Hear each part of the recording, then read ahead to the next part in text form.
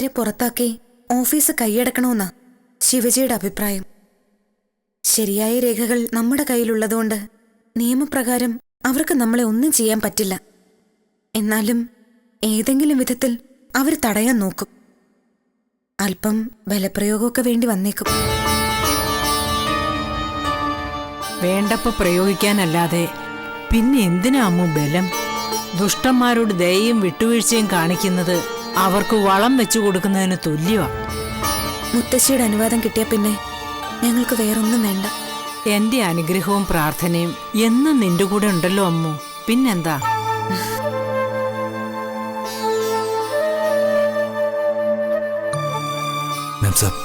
ഇനി വേഗം പുറപ്പെടാവിടുമോ? അപ്പോഴേക്കും ഞാൻ ബാക്കി ഏർപ്പാടുകൾ ശരിയാക്കാം. വരട്ടെ ഗ്രാനി.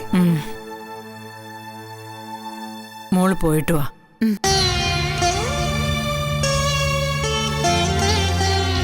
അമ്മു പറഞ്ഞു കേട്ടപ്പോ ഞാൻ കരുതിയത് ഈ ശിവജി ഒരു മുട്ടാളനാണെന്നാ. അതും അത്യാവശ്യം കയ്യിലുണ്ടമ്മേ.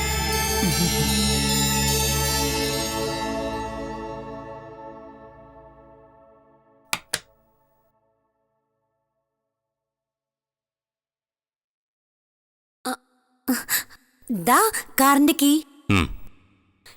ഇന്ന് എന്നെ കൂടെ കൊണ്ടുപോകും ഓഫീസിലേക്ക്. എന്തിനാ? എനിക്ക് അവിടേക്ക് ഒന്ന് കാണാനാ. നീ കണ്ടിട്ടില്ലേ? അത് മുമ്പല്ലേ. ഇപ്പൊ എന്താ പ്രത്യേകത?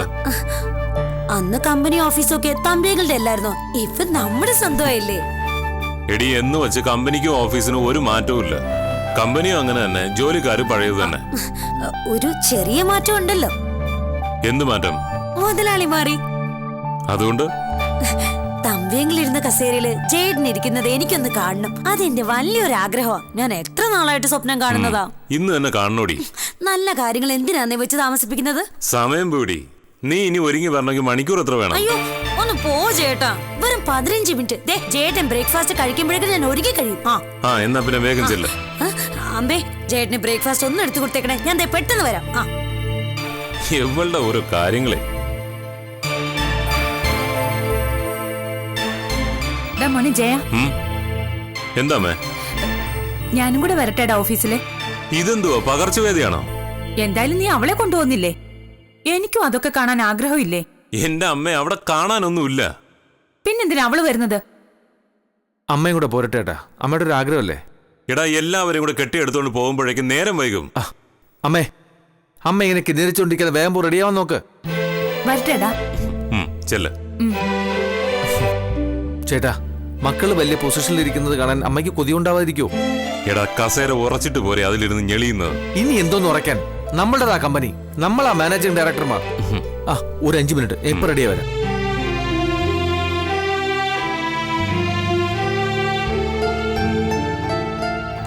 ഓക്കെ, ഞാൻ എല്ലാം വിളിക്കാം. ശരി, ഓക്കെ, ഞാൻ ഏറ്റു. ഓക്കെ, ഞാൻ വിളിക്കാം. പോയിട്ട് വരാം.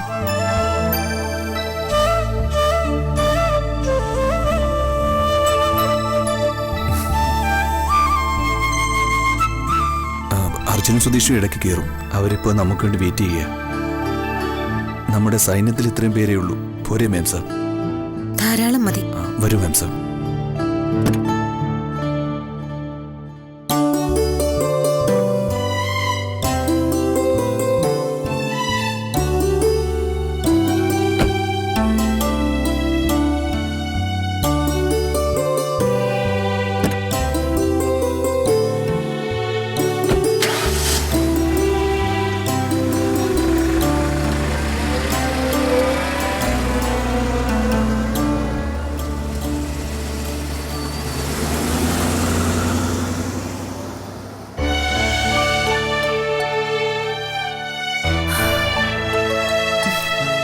വാ മോളെ.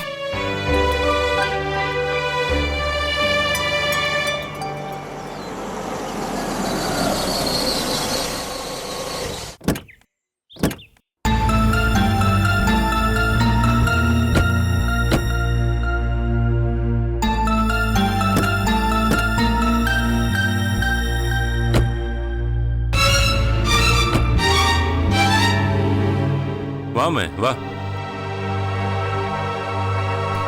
ചേട്ടാ ഉം, ഈ സെക്യൂരിറ്റിക്കാരന് നമ്മളെ കാണുമ്പോ ഒന്ന് സല്യൂട്ട് ചെയ്താൽ എന്താ കുഴപ്പം? അതൊക്കെ വേണോടി. നമ്മൾ പറയുന്നത് അനുസരിക്കുന്നവരായിരിക്കണം, അത് മാത്രം നോക്കിയ പോരെ. യൂണിഫോം ഇട്ടൊരുത്തരെ എന്നെ സല്യൂട്ട് ചെയ്യുന്നതൊക്കെ എനിക്ക് വലിയ ഇഷ്ടമാ. ശരി, ഞാൻ അയാളോട് പറഞ്ഞോളാം. തൽക്കാലം നീ വാ.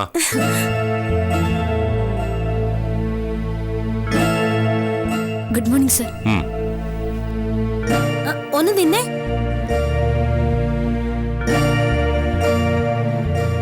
മുതലാളിമാര് വരുമ്പോ തനിക്ക് ബഹുമാനിക്കാൻ എന്താ ഇത്ര മടി? Sorry madam. വിജിതേ, എന്താ പ്രോബ്ലം? ഇയാൾക്കൊരു റെസ്പെക്ട് ഇല്ലല്ലോ ചേട്ടാ. ഇയാളെ 2 മാസത്തേക്ക് അങ്ങ് സസ്പെൻഡ് ചെയ്തൂടെ? തൽക്കാലം ഒരു വാർണിംഗ് കൊടുത്താ മതി. മേലിൽ താനിത് ആവർത്തിക്കരുത്, മനസ്സിലായോ? ജോലിയും ഗുരി തരുന്നവരെയൊക്കെ ആദരിക്കാൻ പഠിക്കണം, മനസ്സിലായോ? ശരി മേഡം, എല്ലാ അഡ്മിൻ സ്റ്റാഫിനെയും വിളിക്കും. ശരി.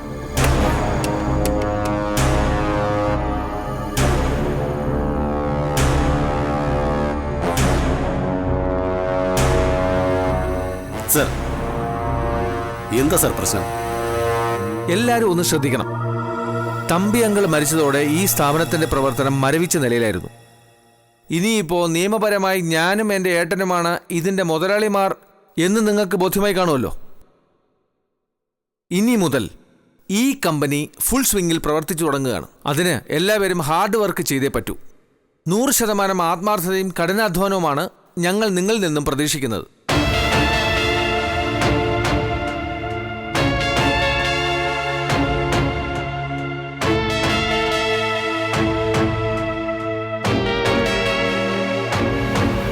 ഇതെന്റെ ഭാര്യ, ഇതമ്മ. ഇവരും ഇനി മുതൽ കമ്പനിയുടെ ഡയറക്ടർ ബോർഡിലുണ്ടായിരിക്കും. ഞങ്ങളെ എങ്ങനെ കാണുന്നുവോ അതേ ബഹുമാനത്തോടെ നിങ്ങൾ എവരെയും കാണുകയും അനുസരിക്കുകയും ചെയ്യേണ്ടി വരും. മുൻകൂട്ടി പറഞ്ഞില്ല എന്ന് വേണ്ട.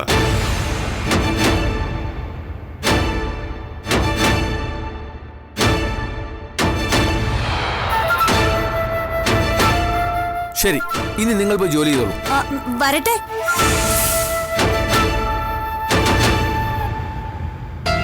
തനിക്ക് പോകാൻ വലിയ തിടുക്കമായിരുന്നല്ലേ?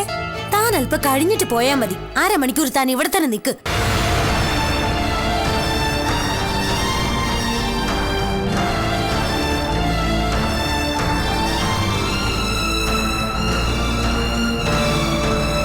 ഇനി നമുക്ക് നരേന്ദ്രന്റെ റൂമിലേക്ക് പോകാം. ധൃതി പിടിക്കല്ലേ അമ്മേ. ദേവാ, ഇനി അവരോട് എന്തെങ്കിലും പറയാനുണ്ടോ? സാറേ, ഞങ്ങളുടെ ശമ്പള കുടിശ്ശിക 2 മാസമായി ശമ്പളം കിട്ടിയിട്ട്. തനിക്കൊക്കെ എപ്പോഴും ശമ്പളത്തിന്റെ വിചാരം മാത്രമേ ഉള്ളൂ. 2-3 മാസമായിട്ട് ഇവിടെ കാര്യമായ ജോലിയൊന്നും നടക്കുന്നില്ലല്ലോ. ശമ്പളം ഞങ്ങൾ ഇതിന്റെ ഉടമസ്ഥ ഏറ്റെടുത്തതിന് ശേഷമുള്ള ശമ്പളമേ ഇനി നിങ്ങൾക്ക് കിട്ടൂ. കുടിശ്ശിയൊക്കെ എഴുത്തള്ളിയേക്ക്. സാർ, ഞങ്ങൾ ഇതുകൊണ്ടാണ് ജീവിക്കുന്നത്. 2 മാസം ശമ്പളം കിട്ടാഞ്ഞിട്ട് താൻ ജീവിച്ചില്ലേ? ശമ്പള കുടിശ്ശിക കിട്ടിയില്ലെന്ന് വെച്ച് ആരും ചത്തുപോകുന്നില്ലടോ. കടം വാങ്ങി ഞങ്ങൾ ഇതുവരെ പിടിച്ചു നിന്നത്. ആ, ഇനി ശമ്പളം കിട്ടി തുടങ്ങുമ്പോ കുറേശ്ശെ ആ കടം അങ്ങ് വീട്ടിയാ മതി. ഈ കമ്പനിയുടെ മുതലാളിമാർ എങ്ങനെയാ ജീവിക്കുന്നതെന്ന് ഇവർക്കാർക്കും ഒരു വിചാരമില്ല ജയ. എവിടുന്ന്? അവർക്ക് അവരുടെ കാര്യം നടക്കണം, അത്ര തന്നെ. അമ്മ വാ, നമുക്ക് MD റൂമിലേക്ക് പോവാം. വാടാ, വാ അമ്മേ. നരേന്ദ്രൻ ഇവിടെ ഇരുന്ന് കുറെ ഭരിച്ചതല്ലേ? അന്നേ ഞാൻ തീരുമാനിച്ചമ്മേ, ഞങ്ങൾക്കും ഇതുപോലെ ഇരുന്ന് ഭരിക്കണമെന്ന്. ദേ, നീ ചെന്ന് അങ്ങോട്ടൊന്ന് ഇരിക്കട്ടെ, ഞാനൊന്ന് കാണട്ടെ. ഇരിപ്പൊക്കെ എപ്പോഴേ കഴിഞ്ഞതാ. എന്നാലും എനിക്കൊന്ന് കാണണം. ചെല്ലേ. നിക്ക് നിക്ക് നിക്ക്. രാമനാദ്യം ഇരിക്കട്ടെ, അത് കഴിഞ്ഞിട്ട് മതി ലക്ഷ്മണൻ.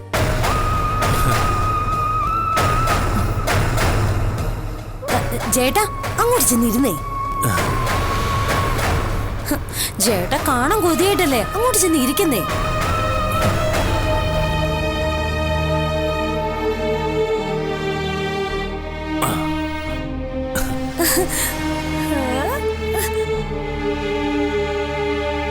നല്ലപോലെ നിവർന്നിരിക്കെ, ഈ മാർത്താണ്ഡവർമ്മ മഹാരാജാവിനെ പോലെ.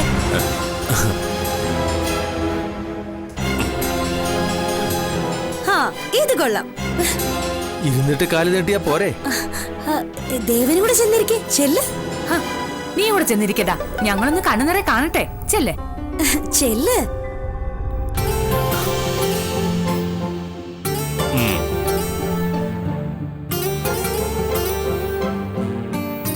ഇനി കസേരയിൽ അങ്ങോട്ട് ചാഞ്ഞിരിക്കെ. ഈ രാജാക്കന്മാര് സപ്രപഞ്ച കെട്ടിലൊക്കെ വിശ്രമിക്കില്ലേ, അതുപോലെ.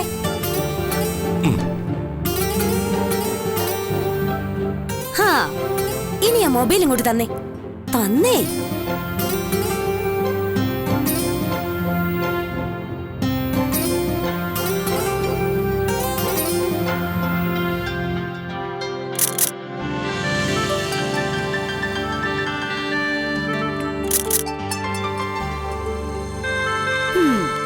നിനക്ക് തൃപ്തിയായല്ലോ?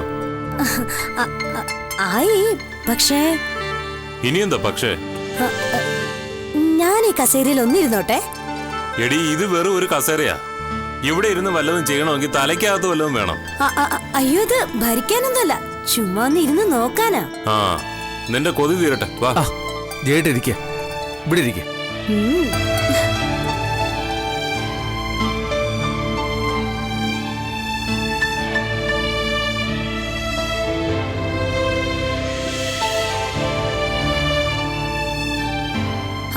ദേവ, എന്റെ 2 ഫോട്ടോ എടുത്തേ.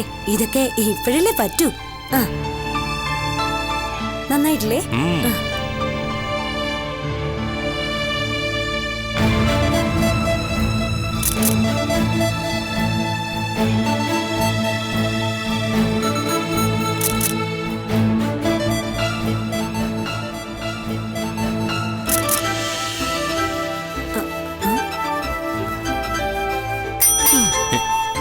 നീ എന്തായി കാണിക്കുന്നേ? ആ പിയൂൺ ഇപ്പൊ ഇങ്ങ് ഓടി വരും. വരട്ടെ, വിളിക്കുമ്പോ വരാനല്ലേ ഇവർക്കൊക്കെ ശമ്പളം കൊടുത്ത് നിർത്തിയിരിക്കുന്നത്.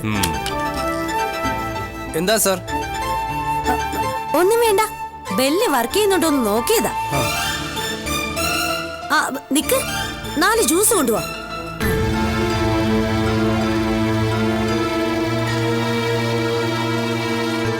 തന്നോട് പറഞ്ഞത് കേട്ടില്ലേ?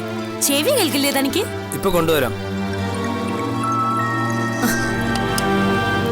ചേട്ടാ, നമ്മളിങ്ങനെ എപ്പോഴും ഇവരെ വിളിച്ച് എന്തെങ്കിലുമൊക്കെ പറഞ്ഞുകൊണ്ടിരിക്കണം, അല്ലെങ്കിൽ അവർക്ക് ഉറക്കം വരും. നമുക്കെന്താ പാട്? ഇവിടെ ഇരുന്ന് വെറുതെ കൽപ്പിച്ചാ പോരെ? ആ, മതി മതി, എഴുന്നേക്ക്. വീട്ടിൽ പോണ്ടേ? ഇവിടെ ഇങ്ങനെ കളിച്ചോണ്ടിരുന്നാ മതിയോ? കുറച്ചും കൂടി കഴിയട്ടെ ചേട്ടാ. അമ്മേ, അമ്മ ഒന്ന് ഇവിടെ ഇത്തിരി നേരം വന്നിരുന്നേ. വന്നേ.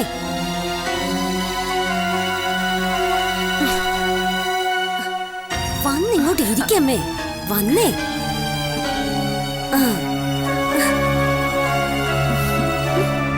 കൊള്ളാല്ലേ?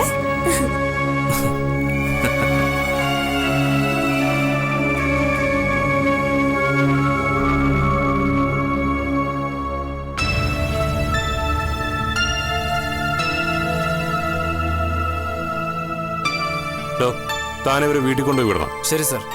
വാ, കേറ്. ഉച്ചയ്ക്ക് ഉണ്ണാൻ വരില്ലേ ചേട്ടാ? നോക്കട്ടെ, ഇവിടെ കുറെ ജോലിയുണ്ട്. എല്ലാം നമ്മുടെ വരുതിയിലാക്കണ്ടേ. സമയം കിട്ടിയാ വരാം. നീ കേറ്. വാ അമ്മേ, കേറ്.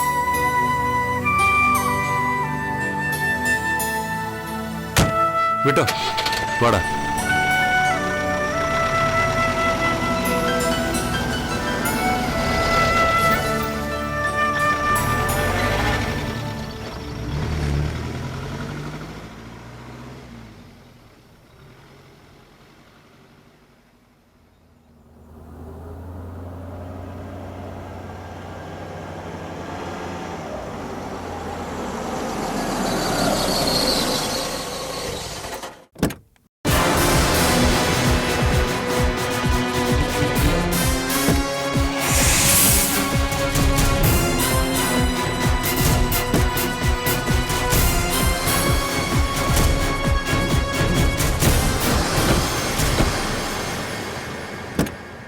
വരൂ.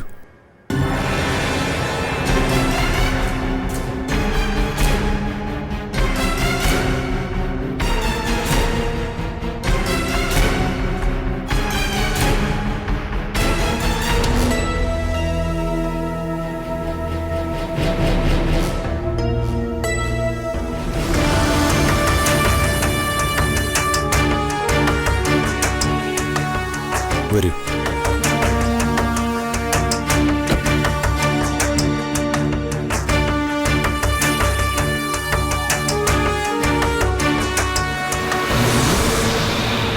നമുക്ക് ഈ ഓഫീസൊക്കെ ഒന്ന് മോടി പിടിപ്പിക്കണം. തറയിൽ ഈജിപ്ഷ്യൻ കാർപ്പറ്റ് വിരിക്കണം. പിന്നെ ഈ കർട്ടൻസ് ഒക്കെ മാറ്റി പുതിയതിടണം. പിന്നെ ഈ ചെയർ പോരേട്ടാ, നമുക്ക് 2 എക്സിക്യൂട്ടീവ് ചെയർസ് വാങ്ങിക്കണം. എന്നിട്ട് കംപ്രസ്ഡ് കൂളിംഗ് ഗ്ലാസ് വിരിച്ച 2 പുതിയ മേശകളും. ആരെങ്കിലും ഓഫീസിലേക്ക് കാലെടുത്ത് വെക്കുമ്പോ തന്നെ ഒരു ലുക്ക് കിട്ടണം. ബാങ്ക് അക്കൗണ്ട് തുറന്നു കിട്ടിയിരുന്നെങ്കിൽ എല്ലാം അങ്ങ് ചെയ്യാമായിരുന്നു. ഒരുപാട് കാര്യങ്ങളുണ്ട് ചെയ്തു തീർക്കാൻ.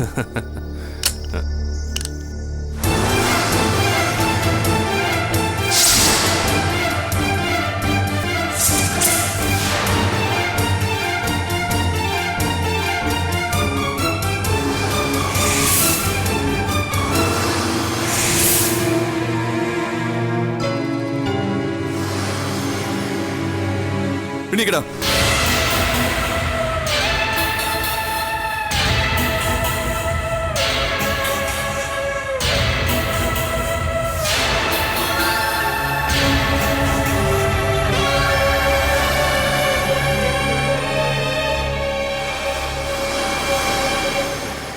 നിന്നോട് കൂടിയാ പറഞ്ഞേ, മനസ്സിലായില്ലേ?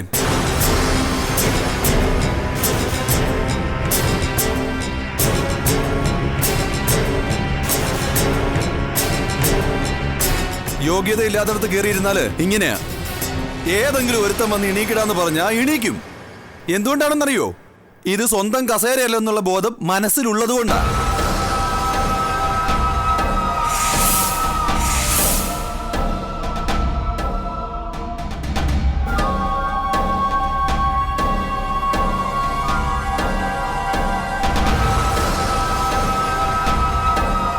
ഇത് തമ്പി സാറ് ബന്ദിപ്പൂരിലേക്ക് പോകുന്നതിന് തൊട്ടു മുമ്പ് എഴുതിയ വിൽപത്രമാണ്. ഈ വിൽപത്രം അനുസരിച്ച് തമ്പി സാറിന്റെ പേരിലുള്ള സകല സ്വത്തുക്കളുടെയും ഈ കമ്പനി നടത്തിപ്പിന്റെയും അവകാശം അദ്ദേഹത്തിന്റെ ഭാര്യയായ അമല നരേന്ദ്രൻ തമ്പിക്കാണ്. സുധീഷേ, ഈ കോപ്പി ഒന്ന് കൊടുത്തേക്ക്.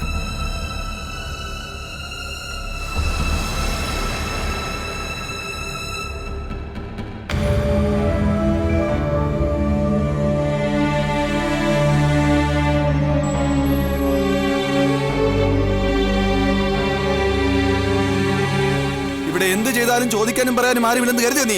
ഇറങ്ങടാ വെളിയിൽ.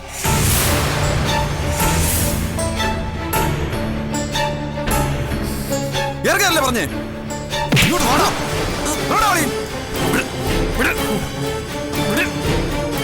ബലം പിടിക്കാൻ ഇങ്ങോട്ട് വാടാ. നടക്കടാ ഇങ്ങോട്ട്. അഭ്യാസം ഒന്നും കാണിക്കണ്ട. അടങ്ങി നിന്നില്ലെങ്കിൽ വീട്ടിൽ ചവിട്ടും. വെറുതെ നാണം കടണ്ട.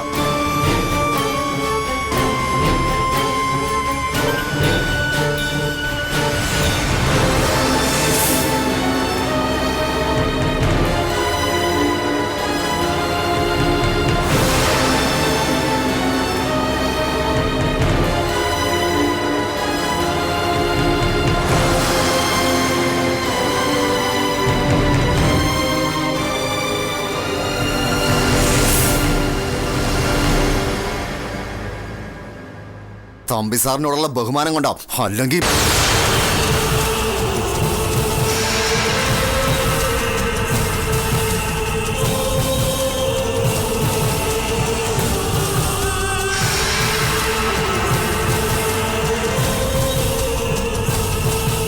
അദ്ദേഹത്തിന്റെ പെങ്ങളുടെ മക്കളായി പോയല്ലോ നിങ്ങള്, ശവങ്ങള്.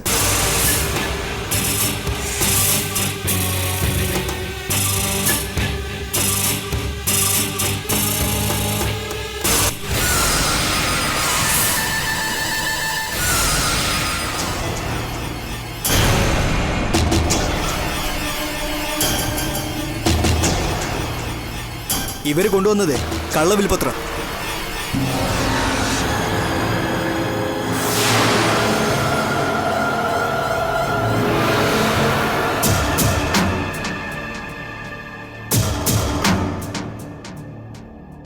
എല്ലാവരുടെയും കണ്ണിൽ എക്കാലത്തും പൊടിയിടാൻ പറ്റില്ല. തുടങ്ങിയതേ ഉള്ളൂ ഞാൻ. എനിക്ക് ആരുമില്ലാന്ന് കരുതിയോ നിങ്ങള്?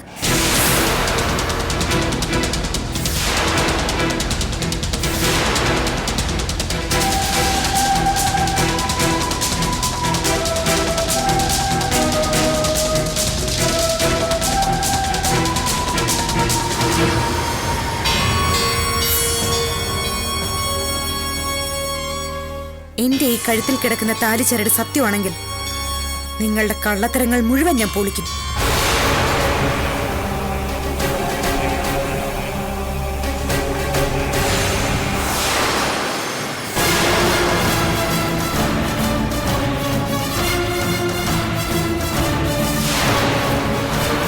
എന്റെ ഭർത്താവിന് എന്താണ് സംഭവിച്ചതെന്ന സത്യം ഞാൻ വെളിച്ചത്ത് കൊണ്ടുവരും.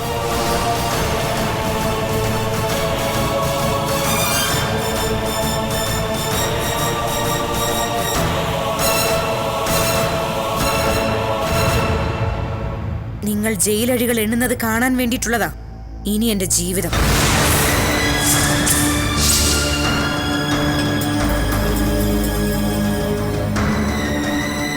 കാര്യങ്ങളൊക്കെ എല്ലാവർക്കും മനസ്സിലായല്ലോ. ഈ വിൽപത്രം അനുസരിച്ച് ഈ കമ്പനി ഉൾപ്പെടെ തമ്പി സാറിന്റെ സർവ്വ സ്വത്തുക്കളും നോക്കി നടത്താനുള്ള പൂർണ്ണമായ അവകാശവും അധികാരവും ഉത്തരവാദിത്വവും അദ്ദേഹത്തിന്റെ ഭാര്യയായ മിസ്സിസ് അമല നരേന്ദ്രനായിരുന്നു.